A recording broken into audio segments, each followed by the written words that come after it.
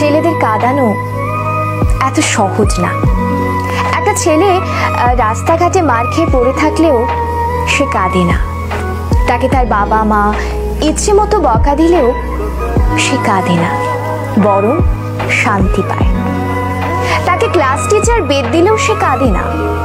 তাকে তার প্রিয়জন রাগ অভিমান করে যদি একটা থাপ্পড় দেয় তবুও সে কাঁদে না, বরং সেই থাপ্পড়ে সে ভালোবাসা খুঁজে নেয়।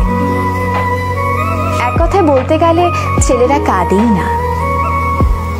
ছেলেদের কাঁদানোর একটা সহজ উপায় হলো তাকে অবহেলা করুন, তার থেকে গুরুত্ব কমিয়ে দিন, তার প্রতিটা কথা এবং অনুভূতি হেসে উড়িয়ে দিন, তার ভালোবাসাকে মজা হিসেবে নিন।